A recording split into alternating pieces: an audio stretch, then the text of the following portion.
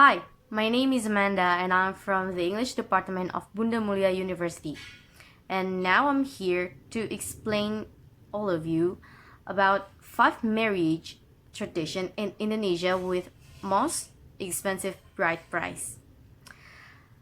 As we know, according to the BPS census in 2010, Indonesia has 1,340 ethnic groups, which means Indonesia have so many different ethical customs and tradition. And it also happened in wedding tradition. And we all know that in Indonesia, if you want to marry, especially with the ethical ceremony, usually the groom should pay the bride price or should give the bride price to the bride and her family. So here it is, the 5 marriage with most expensive bride price in Indonesia. First one is Bugis. We know Bugis ethnic, right? In Bugis, in their marriage tradition, the groom should pay. They call it uang panai. The bride price called uang panai. So, how much uang panai should they give? The higher the bride's formal education is, the more expensive the uang panai will be. So, and if you want to know, usually, if the bride if the bride have through a formal education until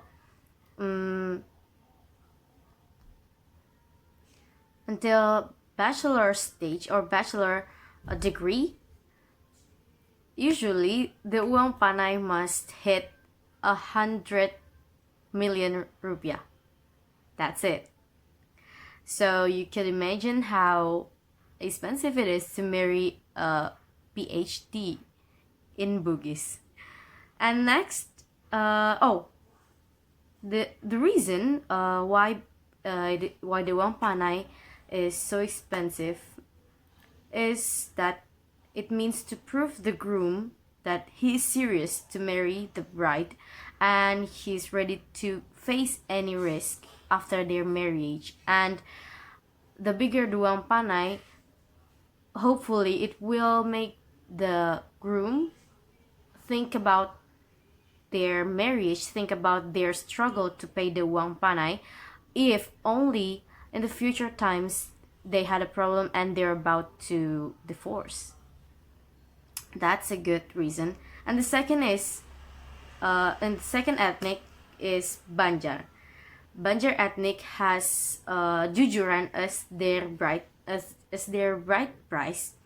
Jujuran should be paid in money or gold. The third is the Sasak ethnic. In Sasak ethnic, it's not only the bride price which is unique, but also the tradition before their marriage itself is so unique. So the bride to be has to be kidnapped by the groom and his family, and after they kidnapped her, they will inform the bride's family that the bride is in their house at that time. So the next step is that the bride's family will came to the groom's house, and they will negotiate about how much bride price that the groom will pay. The bride price is depending on the distance of their house. So how far the distance of their house is, will give an impact to how expensive the bride price is. And also, this bride price in Sasak ethnic cannot be paid by money. Instead, they paid it with cows and rice, the form of cows and rice. And in the fourth, we have Aceh. The Aceh ethnic knows the bride price with the name of mayam. What is mayam? Mayam in here means gold. I mean, the mayam itself should be paid in gold. And 1 mayam is just the same with more than 3 grams of gold. It's usually in 3.33 grams of gold. Yeah, you know that like the gold price is now about 100,000 rupiah or above, right? And the groom usually give 3 until 30 mayam if they want to marry someone as their bride price. And the last, we have Padang Pariaman ethnic. Usually, because the Padang Pariaman has matrilinear culture, so it's not. So the bride price should be paid from the woman. Should be given from the woman to the man, or from the bride to the groom. The bride price, or we can say the groom price, here called Japuik. The name of their groom price is Japuik. Japuik can be paid in the form of money or things. How much Japuik should they pay? Should the woman pay? It will be depends on their deal, their family deals, and the groom ethnical status. The higher his status is, can cause the Japuik be more expensive.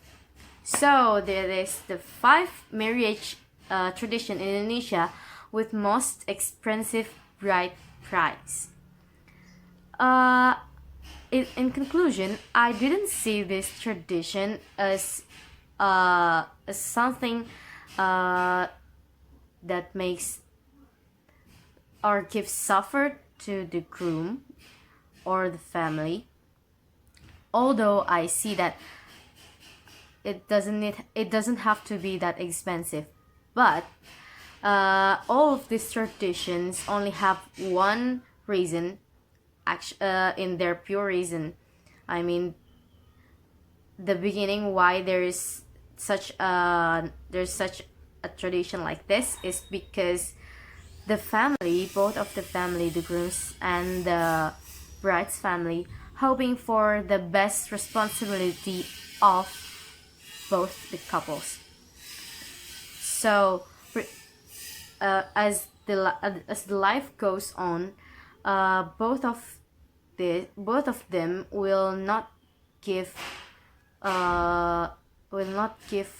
the bad decision throughout their marriage life, because they will remember about the struggle, about their struggle to pay this bride price, and how pure their heart to be married with each other. And yeah, me myself, I don't really want this bride. I don't really want the bride price to be very expensive, because yeah, I know that the marriage cannot be proved, or the loyalty cannot be proved by only the bride price. But I believe that these ethnics create these kind of bride price tradition with a good meaning, with a good function.